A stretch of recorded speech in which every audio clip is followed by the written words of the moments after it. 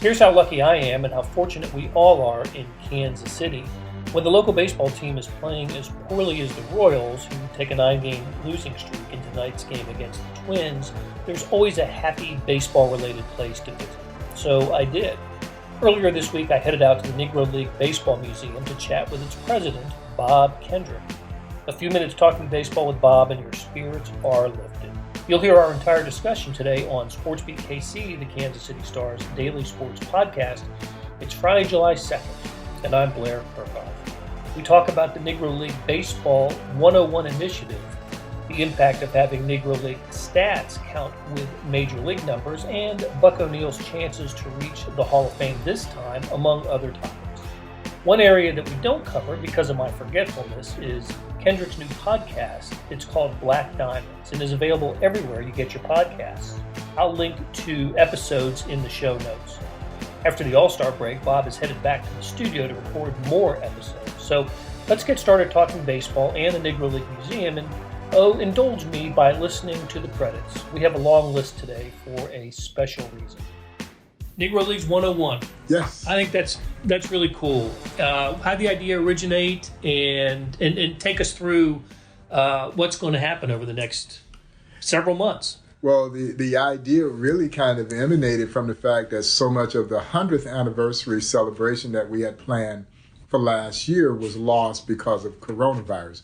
Although we were certainly able to create a level of engagement around the 100th anniversary, the celebratory events really kind of fell by the wayside.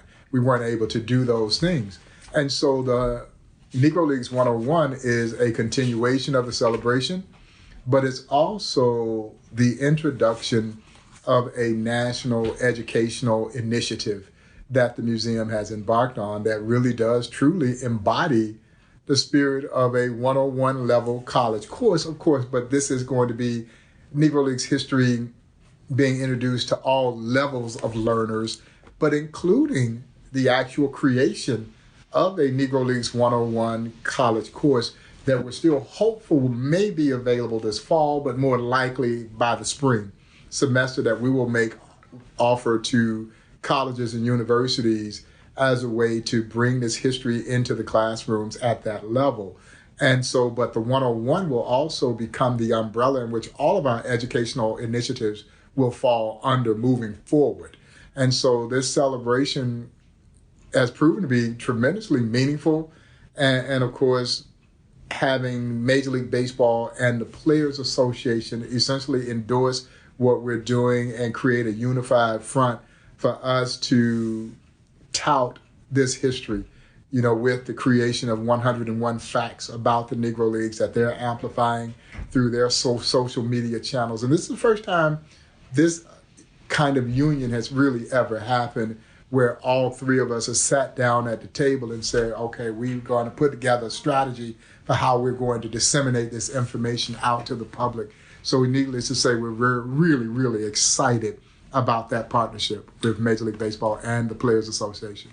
You kicked it off, episode number 1. Yes. And pay tribute to Buck. The kind of the reason we're sitting here today. Yeah. One thing that I absolutely appreciate about Buck O'Neill, when the Negro League Museum started, he wanted an educational component for this. I remember that distinctly, that was important to him. It was extremely important to him. Education was at the forefront of Buck's existence, even though he was denied the opportunity to be educated at his native Sarasota High School when he was a kid, because that high school that was being built that he talked about was for white kids only, and so he couldn't attend. But education, he never ceased understanding the real significance of education. And that was something that he touted every time he went out to talk to young people. That was the genesis for us working to build the Buck O'Neill Education and Research Center at the site of the Paseo YMCA. And in spirit is one of the reasons that propelled us to want to create these educational programs that target not only young people, but adult learners as well. Because the story of the Negro Leagues is really this incredible story that really had escaped the pages of American history books. So countless generations, as I like to say, have gone through our formal educations, Blair, without knowing one of the most significant chapters, not in baseball history, but in American history. And that's that rich, compelling, inspirational story of the Negro Leagues. And so we know that there are gaps in the pages of American history books. And there are so many who have contributed to the greatness of this country, and their stories have never really been told. The story of the Negro Leagues is one of them. And it never ceases to amaze me when people come here. They are amazed by what they learn. But quite frankly, they are a little dismayed by the fact that I just now had an opportunity to learn this. You do leave questioning, why didn't I know this when I was in school? And we know the answer is actually pretty simple. American historians did us all a tremendous disservice. They kept this wonderful piece of baseball and Americana away from us. The 101, I saw the first one and the first few, actually. And Harold Reynolds. Harold did a beautiful job with the one on El Diablo, Willie Wells. Yep. So can we expect more sort of guest appearances by? Yeah, no, we will. It'll be a combination of very cool graphics and some very special guests who will be introducing some of these facts. And so I'm excited by the number of people that we've been able to get engaged and involved with this effort. And I just think it's going to have even greater impact than probably we even thought when we came up with this idea to roll out these 101 facts as it relates to the 101st anniversary of the birth of the Negro Leagues. So I think I saw those on its own. Has its own website? We did a landing page that Major League Baseball created for us, and so they'll be housed there. And then the Players Association, Negro Leagues Baseball Museum, along with Major League Baseball, we're all using our social channels to help put these messages out in it as it relates to these facts as well. Okay, and is it one a day? One a day. Oh, wow. Yeah, wow. Essentially one a day. It should take us into the postseason, shouldn't it? That's exactly what it's supposed to do, and if we timed it correctly, it will end as the baseball season ends and the postseason begins. And so what a cool way to bring it to the postseason. And then we've got another campaign that I can't really say yet that will start at the beginning of the postseason that I think people are going to go nuts over. At least I hope they will. Man, there's always something up your sleeve. That's for sure. Well, I certainly have enjoyed the first few that I've seen. I'm looking forward to the subsequent ones. It reminds me a little bit, just in terms of getting other different people involved. It reminds me a little bit of the Tip Your Cap promotion because you were able to get so many good, interesting people involved. You know, coming off the heels of Tip Your Cap, and it's so interesting that this is technically the anniversary of today is the anniversary of the release of our Tip Your Cap campaign when we announced with the 4 U.S. presidents tipping their cap, President Obama, Clinton, Bush, and Carter, tipping their cap. And then, of course, we were able to get Michael Jordan and Magic Johnson and Billie Jean King and Bob Costas and Stephen Colbert, Conan O'Brien. I mean, the list just went on and on and on.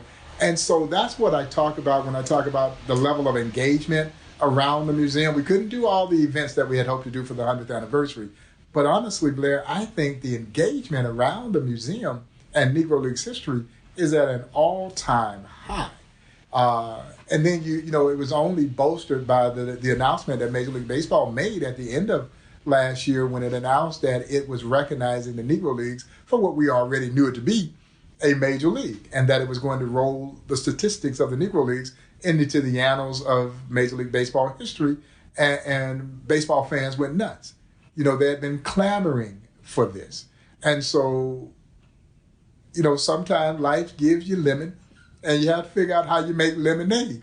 And throughout this pandemic, we've been able to make lemonade, and, you know, it tastes pretty sweet. You know, to come out of the ordeal that not just Negro Leagues Museum, but everybody had to endure with this crazy pandemic, and, you know, to come out on this thing, and, you know, as we're coming out of it, I should say, hopefully we are on the backside of this. The museum is healthy and strong, you know, and it gives me great hope that we can continue to build on that momentum. That statistics acknowledgement is no small thing. No. That's major. It is huge.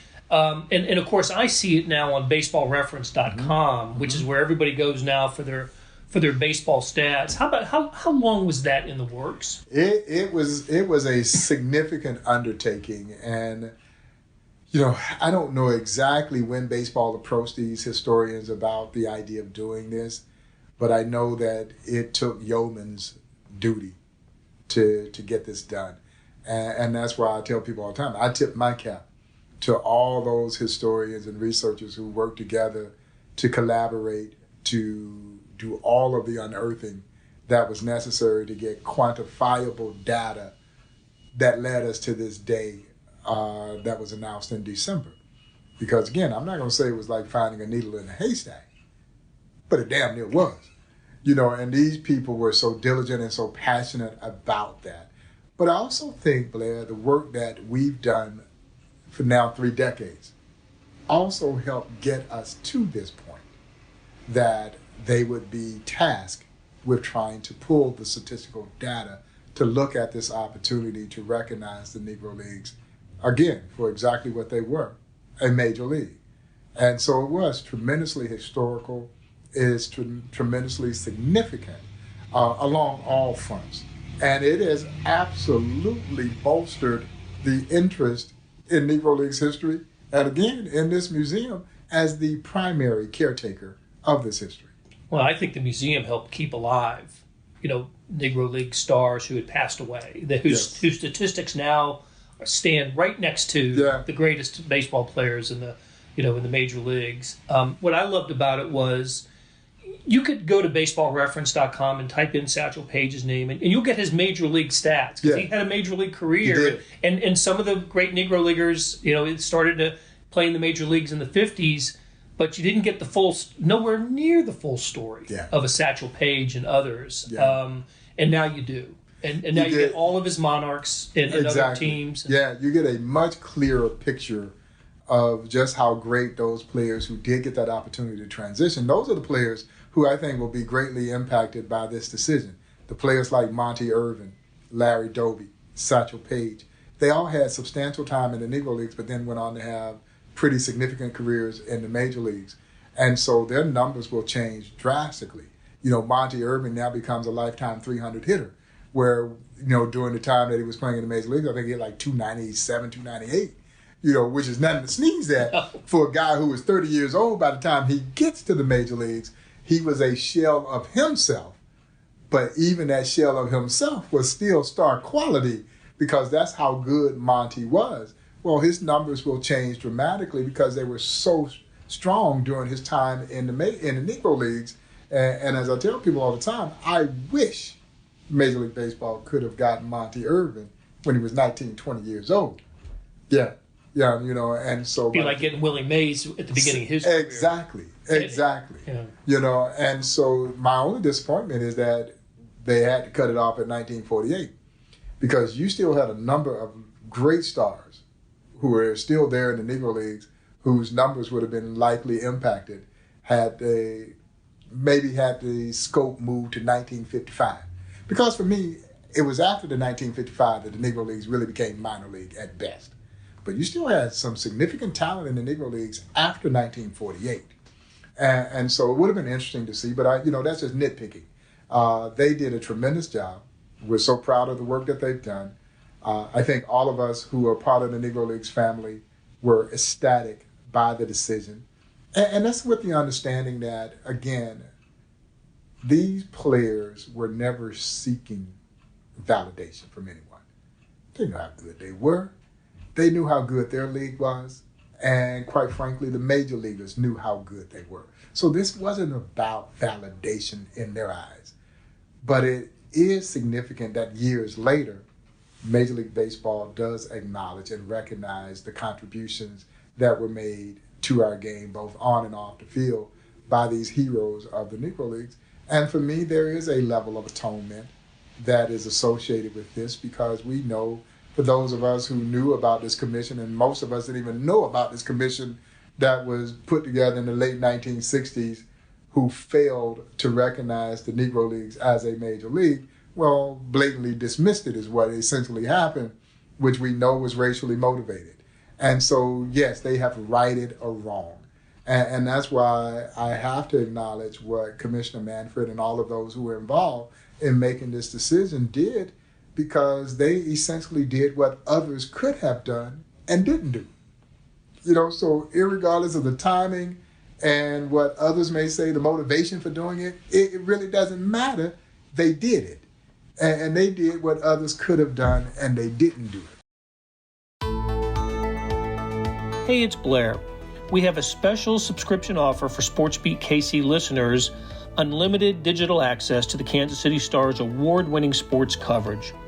Sign up now for 1 year of Sports Pass for access to all the sports news, features, and columns presented on the kansascity.com site, and it's only $30. That's a 40% savings off our regular rate.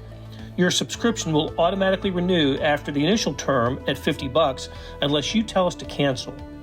Your subscription helps support the sports coverage of kansascity.com and the Kansas City Star, and that support has never been more important.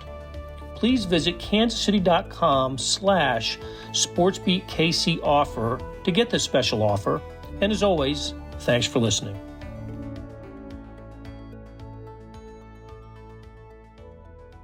You mentioned earlier that you, when visitors come in, especially for the first time, and the way they feel as they go through the exhibits, and I remember how I felt the first time I went through years ago. But I think that feeling only heightens when major league players come in here who have not been part of this. And I'll never forget being here a couple of years ago when the Philadelphia Phillies came in here, and Andrew McCutchen toured and was just overwhelmed by what he saw, and several of the Phillies too, not just black ball players, white ball players too, and coaches. I know you've had the Pirates in here earlier this year. Do you still get a kick out of seeing having the major leaguers come in? It never gets old. It honestly never gets old. And I guess for me, it's kind of legacy.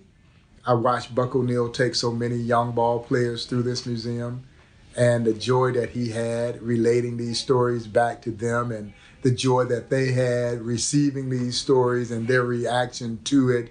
And now I get to do it, and it never gets old. I never get tired of sharing the stories and seeing their reactions to the stories and helping them understand their places in this game.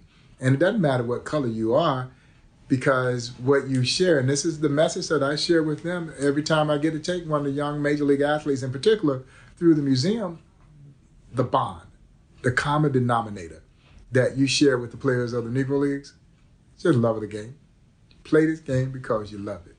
But as I also share with them, you will never see a greater example of love of the game than you do when you walk through that museum. They had to love it in order to endure the things that they had to endure just to play baseball. And I don't think that is lost on these young ball players. And I think by the time they go through this experience, they gain a greater appreciation for what they have. Because I think as human beings, we're somewhat wired to complain. Even when we don't have anything to complain about, we will find a reason to complain. And every now and then, one of the coaches will say, well, my guys were crying about a late night charter flight. A late night charter flight. And then you walk through this museum and you see the challenges that these athletes face, where they could ride into a town, fill up the ballpark, but yet not be able to get a meal from the same fans who had just cheered them, or not have a place to stay. So they would sleep on the bus and eat their peanut butter and crackers until they could get to a place that would offer them basic services. All of a sudden, that late night charter flight doesn't seem so bad after all. So it does create perspective. And that's part of it as well. And so, so I still enjoy every chance that I get.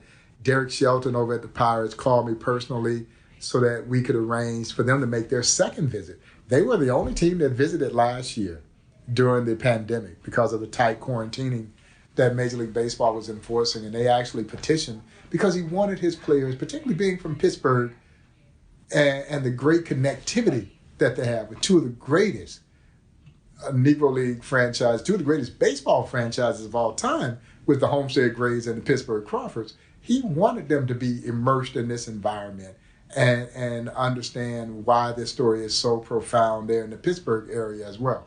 Right. I mean, they're those two the franchises in Pittsburgh and the Kansas City Monarchs. I don't know if they had a rivalry going, but along with the Stars and some of the others, those were the Yankees and the Dodgers of their time. Yeah, no, but right there in Pittsburgh, you had essentially a civil war of baseball between the Grays and Crawfords.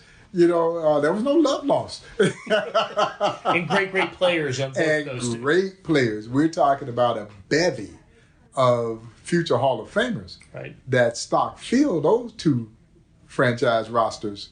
Yeah, no, you can only imagine what that must have been like. And they had the great newspaper there too, the Pittsburgh Courier. Absolutely. Yep. Which I call it was USA Today before we ever knew what USA Today was, because while it was a Pittsburgh-based paper, it was essentially a national paper. Right.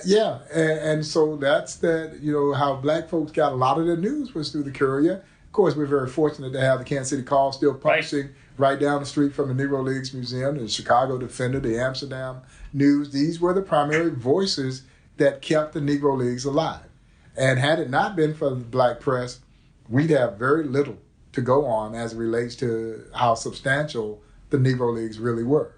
I went to the Call archives to get all my Monarchs history. The Star and the Times had a little bit about, especially the 24 World Series, 42, but the Call, my gosh, covered the heck out of the Monarchs. Yes. So as you might expect. Yeah.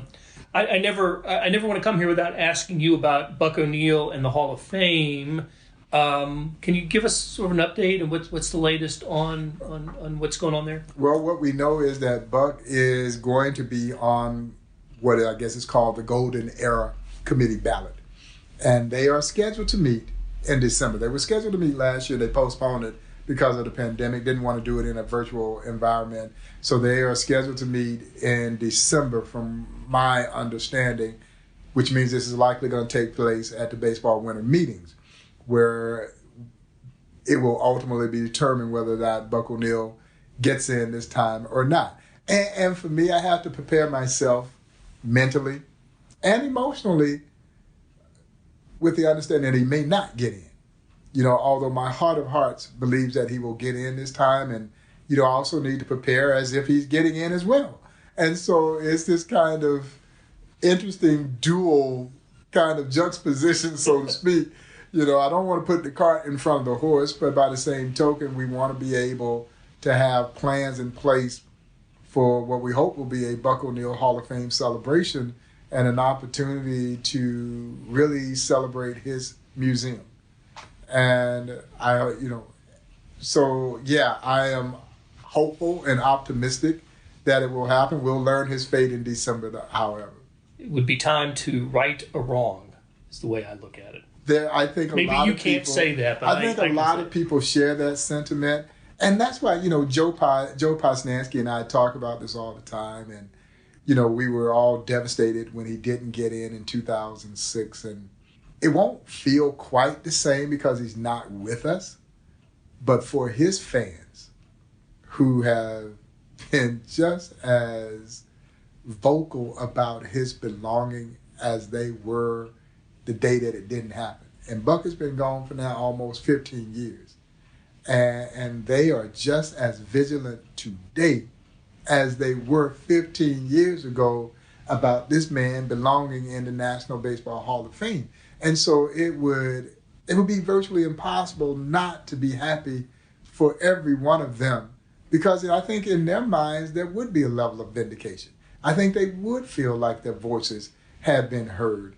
And you got to be there to help cheer that on and celebrate. And it is cause for celebration. Even when I push aside, my own emotions of what took place in 2006 and how difficult that year was. And then that year, Buck would pass on later that year, which made it even more challenging. But spiritually, I think there would be kind of this, okay, he's there. Yeah, he's still with us. We started our conversation with Buck O'Neil, and we'll end it with Buck O'Neil. Bob, thank you so much. No, you're welcome, Blair. Anytime. That'll do it for today. Thanks to our SportsBeat KC production staff of Derek Donovan, Beth Welsh, Monty Davis, Jeff Rosen, Chris Fickett, and Savannah Smith. Okay, so that's how we end every show, and that's the core of folks who do the heavy lifting of the producing, editing, and distributing of the podcast, and they do it oh so well. And because this is our 500th SportsBeat KC as a daily podcast, that's right, we've plowed through 500 shows. I want to give shout-outs to several more people who have made it possible. We have had terrific guests like Bob Kendrick today, and folks like George Brett, Kevin Harlan, Kathy Nelson, Bill Hancock, so many others. I can't say enough about the star columnists and reporters who regularly appear. Vahe Gregorian and Sam Mellinger are not only two of the nation's best sports columnists, they're top-notch guests who bring thoughtful analysis and commentary to the show, and they make me laugh, as do beat writers Sam McDowell, Herbie Teope, Lynn Worthy, Jesse Newell, Gary Bedore, Kellis Robinette. They bring the expertise and the personalities, and we don't have a soccer conversation these days without Sean Goodwin. We've been doing this long enough to have accumulated a list of former Star employees. Brooke Pryor was part of our first daily show because it happened at a Chiefs training camp in 2019. Suichi Terada and Alex Schiffer covered Missouri and then went on to NBA beats. We couldn't have been more fortunate to have started this podcast with a fantastic editor, Kathy Liu, and a digital world expert in Leah Becerra. I miss them both. The biggest thanks of all goes to you, our listeners.